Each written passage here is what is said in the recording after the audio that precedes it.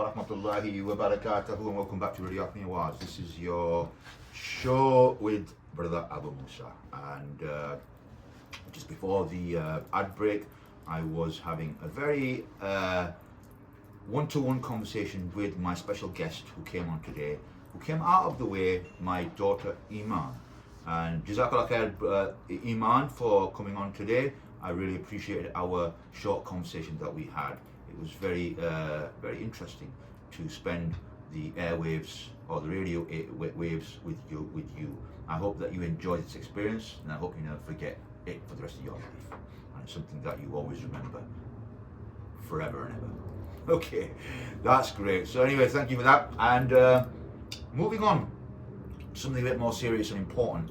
For those of you that know, this month in 2025 in July, 30 years ago, there was a genocide that took place in Bosnia, specifically in Sebrenicia.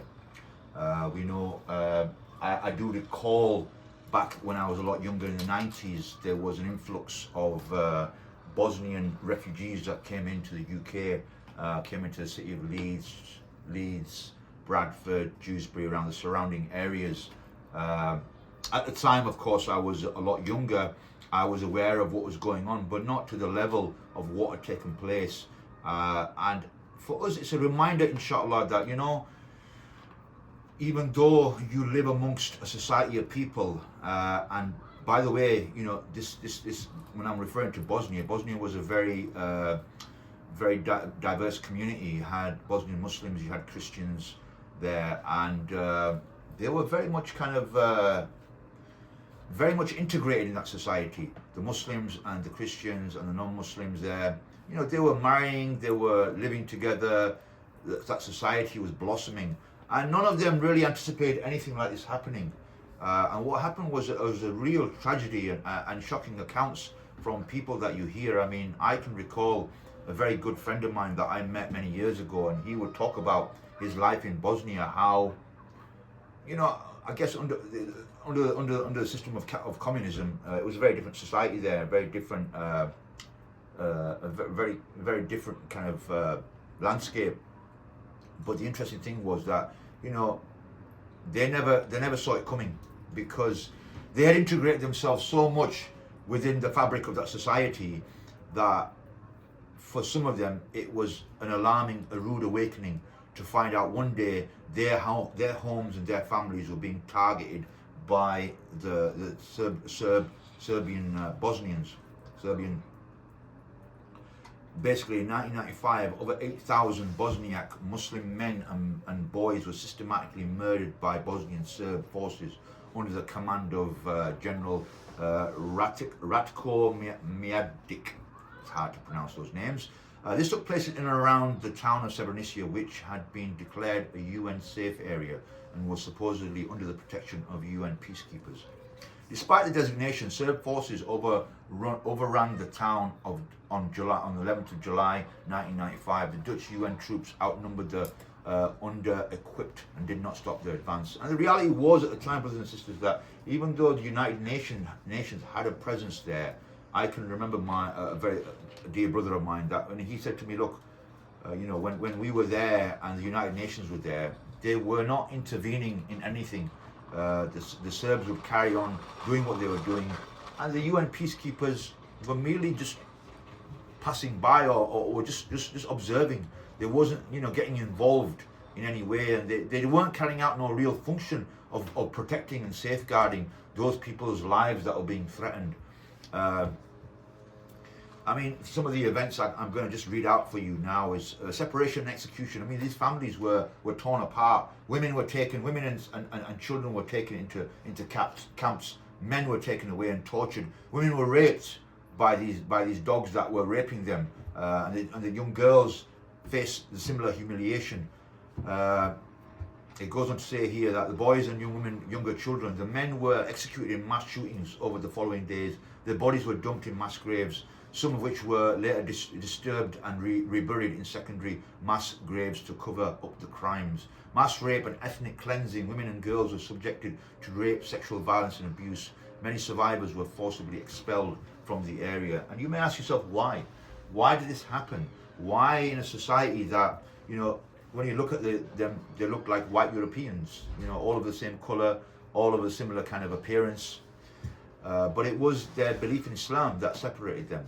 And this was one of the causes and reasons why the brutal Serbian regime did what it did, and it wanted to remove, ethnically cleanse what we're seeing today and what we've witnessed for many years now in Palestine, what's been going on there. And it's the same thing. When you sometimes become too comfortable with the person living with you, not aware of what's going on politically, this is the net result of that. And the aftermath and justice, the International Criminal Tribunal for the former Yugoslavian ICTY in The Hague ruled that the killings of Srebrenica constituted genocide. And the rulers that were there, the leaders that were there, but the Bosnian Serb political leader, were later convicted of genocide and war crimes. Over 20 individuals had been convicted for the roles in the massacre. In 2009, the European Parliament declared 11th of July as a Srebrenica Genocide Remembrance Day. And why does this matter to us, brothers and sisters? Why is it important for us to remember these dates? Of course, first and foremost, that they were our brothers and sisters that suffered this horrific act. And to think in a modern day that we live in now, that such brutal regimes are allowed to exercise the right to commit a genocide in front of the whole world to observe. And even though you have certain institutions, political institutions that are set up to be defenders of humanity, they played no part in that. And we can see the failing of the capitalist secular system, that it played no part in trying to prevent this war from happening. Yeah, in the aftermath, after the killings had taken place, maybe they were brought to justice to some degree, but it does not justify the killings and the genocide that was committed whilst it was going on, and everybody just watched and did not participate.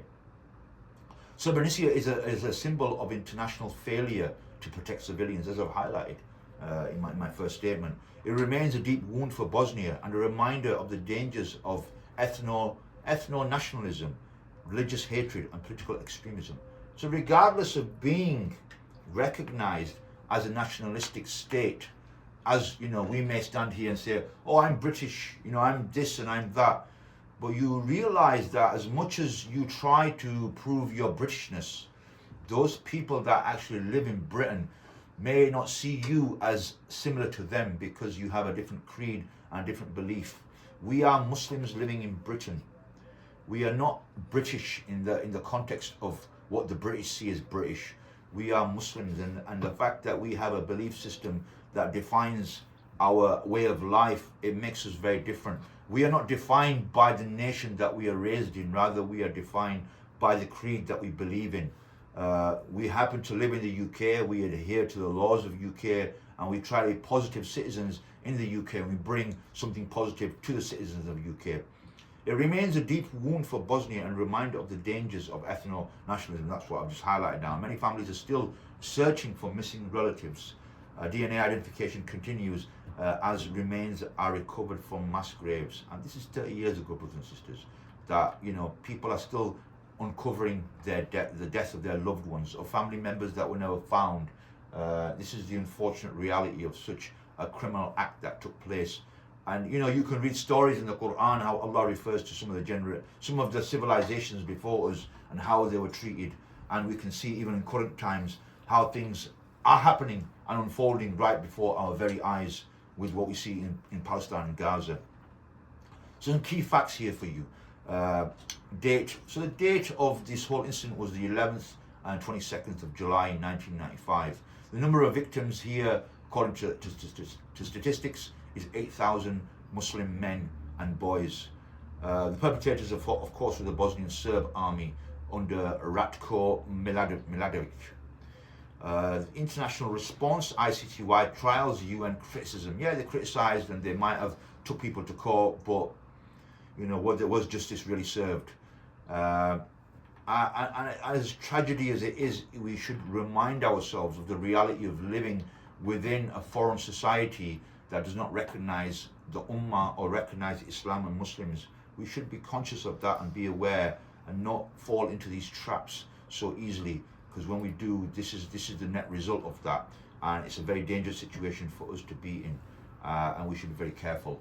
I think I will, on that note, will end on that subject, and we'll move on to my next conversation. So if you want to just run the video over and just pause and continue playing, I'm going to move on to the next subject matter again, which is another one that is again an anniversary, and this is more closer to home. It's 20 years since the bombings in 7/7 took place on the 7th of July, which obviously we've passed now, and back in 2005, obviously there was a whole big incident that took place. And what I want to bring to your attention more than anything is the aftermath of the tragedy of 7/7. And when I mean the aftermath, is what the government did at the time, and what laws were introduced, and what became the state of affairs in the UK. Just because remember, it was perpetrated by Muslims, according to reports here. The whole of the Muslim nation within the UK, or the Muslim community, became a target of what took place.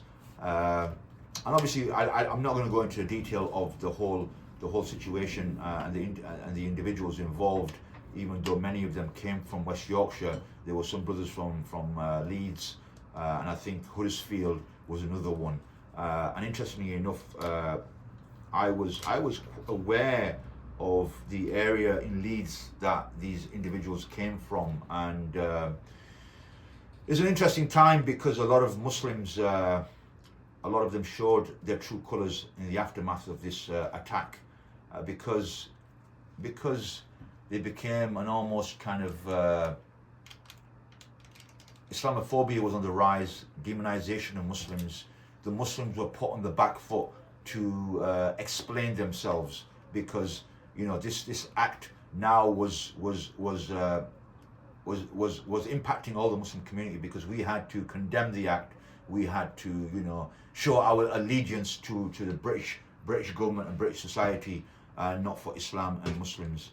And obviously on the back of that, from what I'm aware, is that the foreign policy of Britain over the years has obviously contributed towards some of the incidents that took place. But